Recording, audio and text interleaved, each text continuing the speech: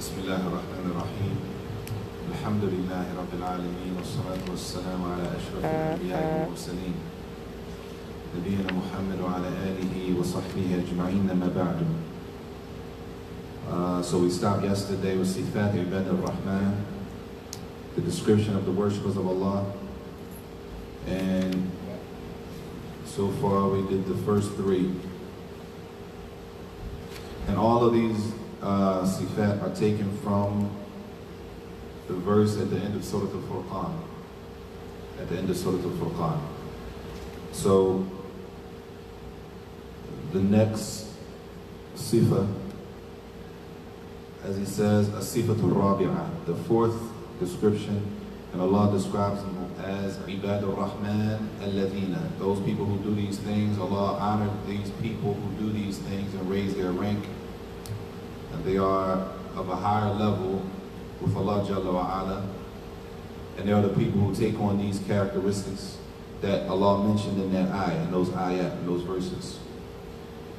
So the next sifa, the fourth description characteristic, he says, حفظه الله قال حفظه الله توسطهم في النفقة بين الإسراف والتكثير, that they are balanced, they're in the middle when it comes to spending. When it comes to spending, they're not extravagant and overboard in spending, and they're not stingy at the same time. قال الله تعالى والذين إذا أنفقوا لم يسرفوا ولم يقتروا وكان بين ذلك قواما. Allah said, those who when they spend, they don't waste, they're not extravagant and wasteful, and at the same time they're not tight and stingy, as we said.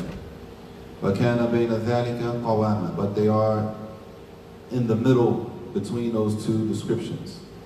So he says from the descriptions of the worshippers of Allah is their balance, that they're in the middle, فِي بَابِ النَّفَقَةِ, when it comes to spending, that they don't go overboard and being too extravagant in spending, and at the same time they're not stingy. Why is this? What prevents a person, or what will prevent a person from, let's say, wasting? Why would a person be cautious of wasting money and at the same time be cautious of being tight or stingy? Anybody? What will prevent a person? Because this is from the descriptions that Allah described, that these people are from the worshippers of Allah. He says, لِأَنَّهُمْ عَلِمُوا أَنَّ اللَّهَ جَلَّ وَعَلَى سَيَسْأَلُهُمْ يَوْمُ الْقِيَامَةِ عَنْ هَذِهِ النِّعْمَةِ الَّتِي أَعْطَاهُمْ إِيَّاهَا. Because they know and understand that they're going to be questioned about this ni'mah that Allah gave them, the wealth, or whatever it is that they have, that all of it is from Allah. Whatever level, or whatever how much we have or we don't have, everything that we have is from Allah Jalla wa Ala. So it's important that every person is not, we know, in the same bracket when it comes to spending. So what's overboard in spending for me might not be overboard in spending for somebody else, because they might have more than I have, and they're used to living a certain way. And so they keep up that standard of living for them.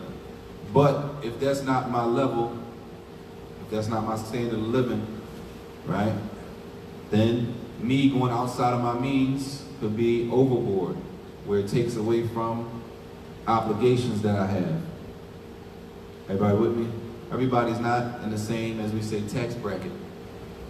So a person in the lower tax bracket, they don't spend like a person in the higher tax bracket, right? As we say, people with long money, big money to them, we say that's chump change, right? The people who've accumulated a lot of wealth, who have a lot more than another person may have. To me, it might be big money, but to another person, that's small. They spend that on whatever they spend it on. So it depends on the person. It depends on the tax bracket that a person is in. Either way, it applies. Either way, it applies that even if a person has money, that they don't go overboard in their spending. And it's according to, as he's going to mention. He's going to mention the description of what it should be spent on. So a person knows, the worshippers of Allah, they know that they will be asked Yawm al-Qiyamah by Allah Jalla wa Ala. Kama sahha an Rasulillahi sallallahu alayhi wa sallam. As it came in authentic hadith on the Prophet sallallahu alayhi wa sallam, أنه قال, that he said alayhi salatu wassalam, لا تزول قدم عبد يوم القيامة حتى يسأل عن عمره فيما أفناه.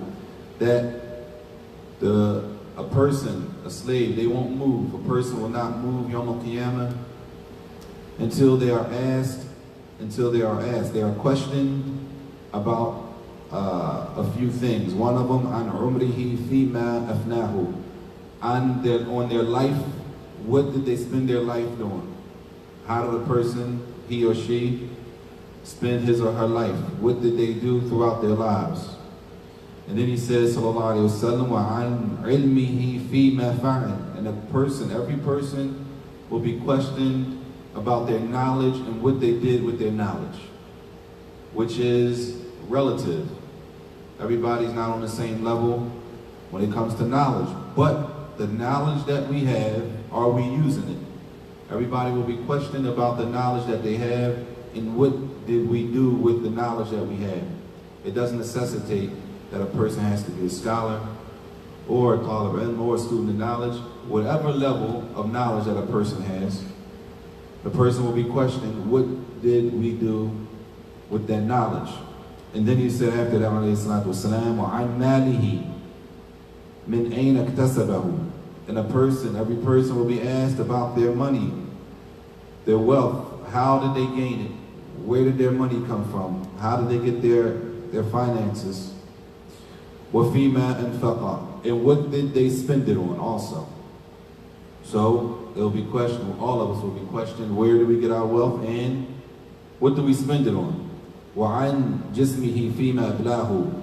And a person will be asked about their body, our bodies, and what do we do with our bodies, and how do we benefit with our bodies in this life. So the worshippers of Allah, they understand that Yawm al-Qiyamah, every person will be questioned. Every person will be questioned about their wealth. Therefore, they're not overboard in either nor to the left or to the right. They don't go too far in spending, and they're not stingy and tight at the same time. He says, فَأَمَّا عَدَمَ إِسْرَافِهِمْ وَعَدَمَ تَقْدِيرِهِمْ فِي النَّفَقَةِ. It says, as far as not overspending, لَا يُبَذِّرُونَ فِيهَا فيتجاوزون الحد الذي أباه الله عز وجل من حاجاتهم الواجبة والمستحبة. He said that they don't go overboard in spending, extravagant, that they don't go beyond the levels that Allah has permitted, what is permissible for the things that Allah has made permissible for them, from their needs, their obligatory needs, and things that are recommended, and things that are recommended for a person to do. So, obligatory, for example, obligatory things that are obligatory for a person. For example, we're talking about people who have the ability, with the ability. For example, clean clothes to pray in. right? That the clothing, in order for us to pray, that our clothing has to be clean from any najasa, any filth, any impurity that could have touched our clothes, that could have soiled, as it says, our clothing. Maybe a person works on a garbage truck, or even if we're outside sometimes and we're in certain areas, right? It's possible that maybe dog urine or anything, that the clothes have to be clean to pray, which is an obligation, right? It's an obligation to clean the clothes. But does that mean every time we pray we have to have on our best? Does it mean we have to have on the best thing in the closet every time we stand to pray? Does it mean we have to go and buy this and that? It doesn't mean that. At the bare necessity, at the least, we need to be clean in order to pray, right? The obligation. Now, what is recommended on top of that is, of course, the better we look for the salah, the well-dressed we are, the better. That's even better. And if we look at it, if we go to a job interview, we put on our best, right? We make sure we're sharp all the way. We do whatever we think is going to give us the edge, right, for the dollar. And then we come to the salat, and we might come raggedy, right? We might come with, we're not talking about people who don't have the ability, somebody's coming from work. We're talking about getting up, coming out of our houses, where we have everything that we need to come with the best, in the best manner that we could come. And we might not take that extra step to come in our best, right? Because we say what? I'm only going to the masjid, right? I'm only going to the masjid, I'm gonna just throw this on. But in reality, we're going to stand before Allah. And it could be our last stand, right? But we don't do that when we go to job interviews. We don't say, I'm only going to job interview, I'm gonna just throw this on. No, we search high and low. Socks gotta match, shoe, everything gotta be right. And if we don't have it, then what we do? Go buy it, right? To go in front of another slave of Allah, right? To go in front of another slave of Allah. And then we come and stand before Allah and say, I'm only going to the masjid. So the obligation is to be clean. But on top of that, a person might go and they might spend extra. They might spend extra money on maybe some oil to smell good. Now I might pay, let's say for example, I pay $100 for a bottle of oil. All right? Good oil. Some good oil. I'm not talking about, you know what I'm saying? To me, right? Another person might say, no, that's overboard, that's too much. Right? That's if I had money like that. If I had money like that, I say, I'm gonna buy this oil. It's not much to me. To the next person, that might be overboard. You can get the same smell for $10, right? But if we're not in the same tax bracket, then it doesn't necessarily mean the same thing. Point being, at the least, the obligation is clean clothing, but on top of that, things that would be recommended to even enter, oil, something to smell good when we go to the salat. You might buy something special for the salat. Whatever the case may be, outside of the obligation, is that they don't go beyond that. They make sure that the obligation is fulfilled and something that is recommended on top of that. As far as being stingy, well, he says, يُقَابِلُهُ بِتَقْدِيرٍ, that at the same time that they're not stingy with their money. أَنَّهُمْ يَحْرِصُونَ عَلَى الْإِنفَاقِ لِمَا لَا بُدَّ لَهُمْ مِنْهُ, that they're not stingy, so that they make sure that they spend on the things that they definitely need. There are things that they definitely need, they have no problem spending on those things. He says, مِمَّا يُقِيمُ حَاجَتُهُم, the things that they need in order to fulfill their needs. Everybody with me? It's in between. It's not overboard. It's not, you need it, but you don't want to spend it, so you're going to go without it, even though it's a need. No, the things that they need, they're not going to be stingy and tight. They need it, so they spend on it, because they know it's a need. He says, وَيَكُونُ زَادًا مُعِينًا لِلصَّلَاحِ الْآخِرَةِ. He said, and the extra that they may have, they use that for what? the extra. Meaning all of the needs are fulfilled and the person still has extra. Right? They have all of their clothing, they have food, they have car, gas, everything, everybody's good. And they still have extra. So the extra that they have, what do they use it for? Generally, they can use it for a lot of things, right? But generally, he says they use it for what? In order to help themselves in the hereafter. So they use it in obedience to Allah, right? And that's a wide door. It doesn't necessarily mean they have to give all of the money away in sadaqah, right? They may use that money to make umrah, right? They may use that money to make hajj again. They use it to do what? Maybe put a waqf, fix something in the masjid, something that's going to benefit them for in the hereafter, in the next life. They might use it to buy a new shahada, a mushaf, a Quran, something that's going to get them some type of benefit in the hereafter. He says, وَهَذَا هُوَ الْوَاجِبُ عَلَى الْمُسْلِمِ. This is the obligation of the Muslim, أَنْ يَكُونَ وَسَطًا فِي أُمُورِهِ بين الإفراط والتفريط. And this is the obligation of the Muslim to be in the middle, that we are in the middle. We're not overboard and we're not too lazy on the other end. That we're not extravagant and wasteful, and that at the same time that we're not stingy. He said, and this is the case, this is how we should be, not just in spending money, but in all of the abwab, min abwab ad-din wa dunya, in everything that we do, we should be in the middle, balanced, not overboard. As the Sunnah, the Quran and the Sunnah doesn't call to extremism, not in any way, shape, or form. And it also doesn't call, they don't call us, so the Quran and the Sunnah, it doesn't teach us, they don't teach us to be lazy and lackadaisical, and that we're easy, too easy, but we ought to be in the middle. And how do we know? How do we know what the middle is? How do we know if something is in the middle? And how do we know if something is extreme? Or how do we know if something is not enough? Based on what? Because realistically, some people, right? You fast in Ramadan, you praying 5 times a day, you read your Quran in the daytime, or you read whatever you read, you're not talking certain, you're not being in certain conversations, you're not going certain places on Ramadan. Somebody might say to you, that's overboard.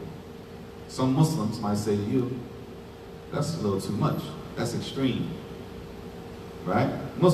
Some Muslims might say that. So now the question is, because you're going to respond, well, that's not extreme. So how do we know what's extreme, what's overboard, what's in the middle, and what's not enough? Huh? The person. Every person judges for themselves? Every person is different, but what's the gauge? Obligatory actions. Obligatory actions. Yeah, fast Ramadan and praying is obligatory. And somebody comes and says to you, you overboard. You like, and they say doing the most. They say you doing all of it. You really dealing. MashaAllah, right? But to them, it's overboard. To the person doing it, they might say, alhamdulillah, that's what I'm supposed to do. So the question is, how do we know what is overboard? How do we know what's not enough? Or how do we know what's in the middle? What we doing is hurting us financially, right? If it's not hurting us financially, that not necessarily. Not even money, in general, all in life, as Muslims. We know something is overboard. We know something is the right path based on what? Quran and Sunnah. We know something is overboard based on what? Quran and Sunnah. We know something is not enough based on Quran and Sunnah. Revelation. Right? That's why one of the Sahaba, they came and he was doing what? He was fasting every day and he was praying all night. He was fasting. Every day he was fasting. And then every night he was praying all night. So his wife complained. Because of course, if he's fasting every day and praying all night, then he's not giving any attention to his wife. So she's not getting her rights now, right? So one of the other Sahaba took him to the Prophet ﷺ, explained to him, and he told him, he redirected him. He said, no, the best fast is one day or every other day. This is the best fast. There is no fast better than the fast of Dawood alayhi salam, right? According to the Prophet ﷺ. The best fast is the fast of Dawood alayhi salam, which is every other day. And the person says, well, I can do more than that. There's nothing better than that. There is nothing better. There's nothing better than the fast of Dawood alayhi salam. Why? Because the Prophet alayhi salam already guided us to being in the middle, not going overboard, right? So the middle course is what we find in the Quran and in the Sunnah. So anyone who goes outside of that, either they went overboard and did too much, or they didn't do enough. You with me? Either they did too much, or they didn't do enough. And Allah told us in the Quran that He made us a ummah wasata, a moderate, balanced ummah. So if a person goes outside of the revelation, whether it's the Quran or the Sunnah, then we know, okay, they went too far. Or they're not doing enough. They went too far either to the left or too far to the right. طيب. He says, as-sifat al-khamisa, the fifth description, and we won't finish this one today, but we'll start. He says, بعدهم عن كبائر الذنوب وعظام الآثام. The fifth thing that Allah mentioned in the ayat is that the worshippers of Allah, these people, they stay far away from the major sins. They stay far away from the major sins. And it's not to say all of us make mistakes. Nobody's free from a mistake, right? That's why it specifies Burduhum an kaba'ir. And we all trying to stay away from all sins, but we're human, so we make mistakes. As Allah says in the ayat, قال الله جل وعلا والذين لا يدعون مع الله إلها آخر ولا يقتلون النفس التي حرم الله إلا بالحق ولا يزنون. Allah mentions three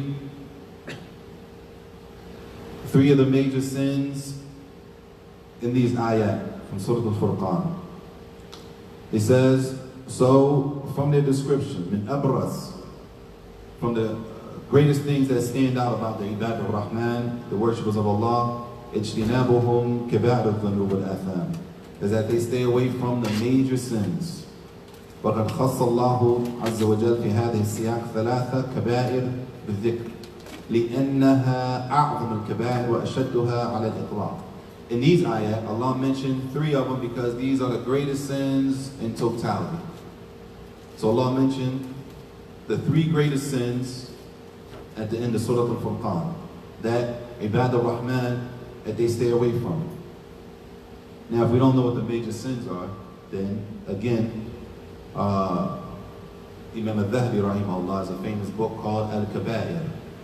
Al-Kaba'ir, the major sins by Imam al-Dhahabi. And Shaykh Abdul Razak al-Badr hafidhullah, he said that a person should at least have the book and at least read the table of contents. At least graze through the table of contents so that a person knows what are the major sins, even if they don't get a chance to read the book in totality, which is even better, that a person reads the table of contents.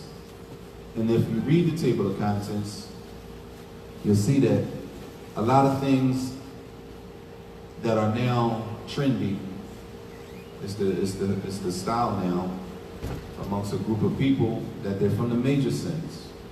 And a lot of the Muslims have followed the trend. And they major sins, a lot of them, it's a lot of things that we take as normal practice now, that the Muslims take as normal practice. They're from the major sins, And again, Imam al-Dhahabi rahimahullah has a book called Al-Kaba'ir, the major sins, and he's not the only one that has a book, but his book is famous, Al-Kaba'ir, the major sins. In this ayah, Allah mentions firstly, as he mentions three of the major sins, and the first one he mentions is Ashirku Billah, putting partners with Allah Jalla wa Ala in worship. This is the first thing Allah mentions where he says, وَالَّذِينَ لَا يَدْعُونَ مَعَ اللَّهِ إِلَهًا آخَرَ. Those who do not call on Allah, they do not call on another deity along with Allah Jalla wa Ala. They don't make shirk with Allah Jalla wa Ala. So they don't call on Allah and another God. They don't call on Allah and still call on Isa, Jesus alayhi salam. They don't do that. They only make dua to Allah Jalla wa Ala. So the first sin mentioned in that siyat, in those ayat, is the sin of the shirk, putting partners with Allah Jalla wa Ala. And then Allah says, وَلَا يَقْتُلُونَ النَّفْسَ الَّتِي حَرَّمَ اللَّهُ إِلَّا بِالْحَقِّ. And that they don't kill or murder people without right, without haqq, without right. Tayyib.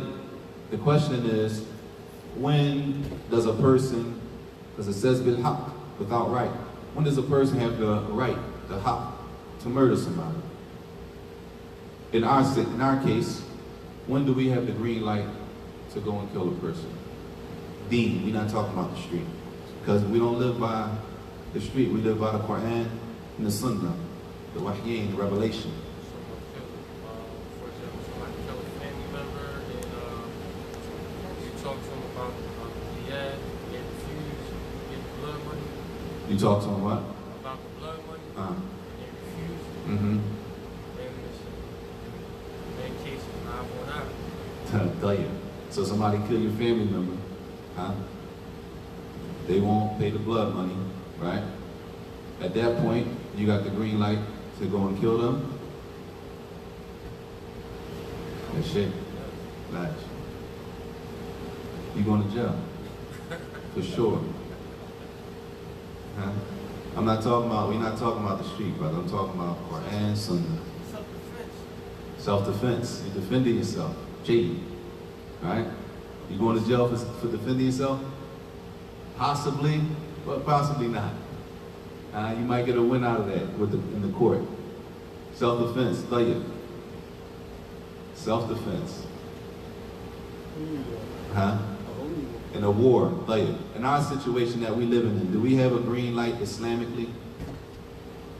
For most of the stuff that we go through, the stuff that we going through, that people get murdered daily, a lot of stuff we don't have a green light.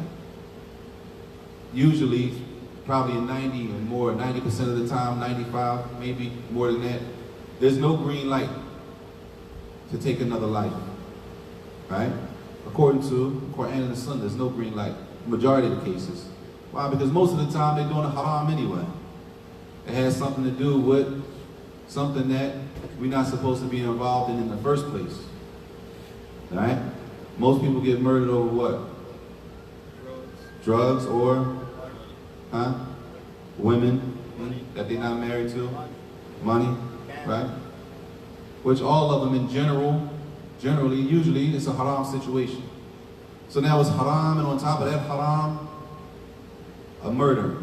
Murder a person that you don't have the right to murder them, and they were murdered unjustly, right? This is the second major sin that Allah mentions in that ayat. And that's why he says, قَطْرُ النَّفْسِ الْمَعْصُومَةِ. Murdering a person that is, as he says, ma'suma.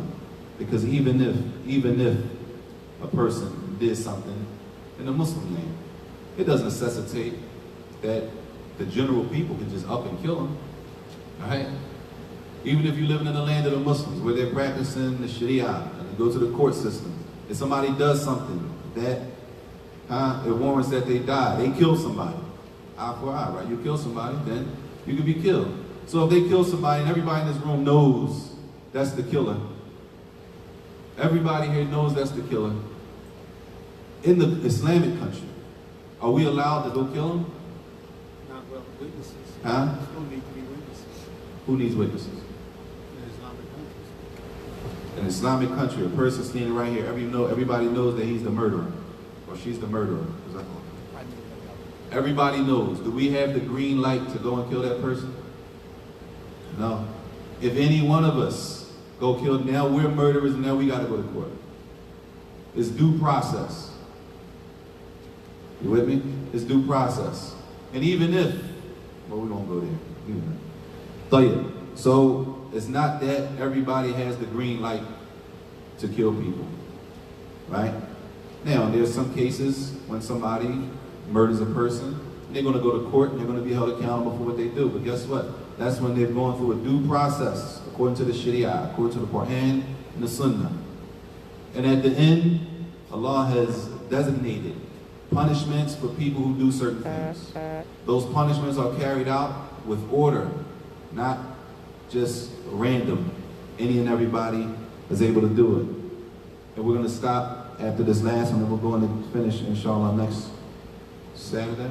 Next Saturday, he says the last one that Allah mentioned in this ayat, وَلَا يَزْنُونَ, and that they don't commit zina. They don't commit zina, fornication. They don't deal with women that are not their wives. And the women don't deal with men that are not their wives. Az-zina, fornication. Huh? So what did I say? The women don't deal with men that are not their husbands. That az-zina is the last thing mentioned in that ayat from the major sins. And as he says, these are mentioned because these are the greatest of the major sins. Wallahu a'lam wa sallallahu wa sallam wa barak ala nabiyyina Muhammad wa ala alihi wa sahbihi wa sallam.